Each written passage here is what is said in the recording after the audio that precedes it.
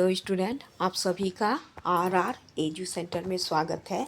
आज मैं मौर्योत्तर काल से कण्व वंश से संबंधित वीडियो लाई हूँ। तो शुरू करते हैं वीडियो।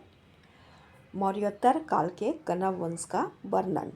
पौराणिक साहित्य के अनुसार पता चलता है कि कण्व वंश पूर्वी भारत में मगध के पाटलिपुत्र में जो शुंगों की पूर्व राजधानी थी, यहाँ ही कण्व वंश ने शासन किए थे। उनके सिक्के मुख्य रूप से मध्य भारत के विदिशा क्षेत्र में और उनके आसपास के क्षेत्रों में पाए गए थे, जो शुंगों की दूसरी राजधानी थी। कण्व वंश की स्थापना वासुदेव कण्व ने 73 ईसा पूर्व में किए थे।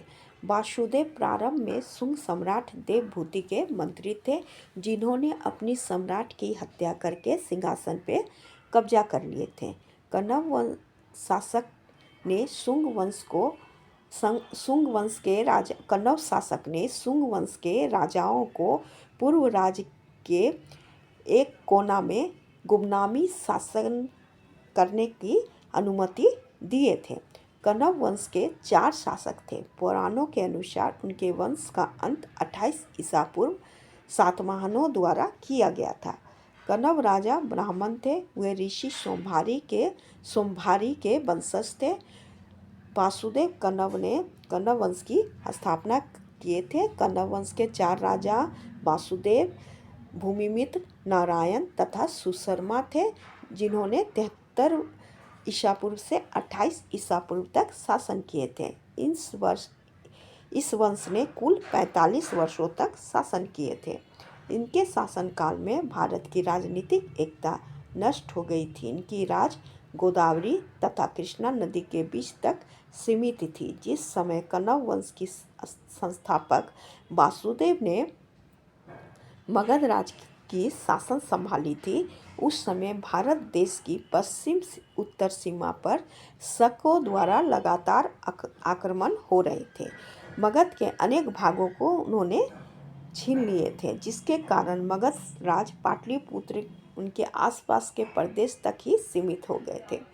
कण्व वंश उनके गोत्र के नाम पर रखा गया था।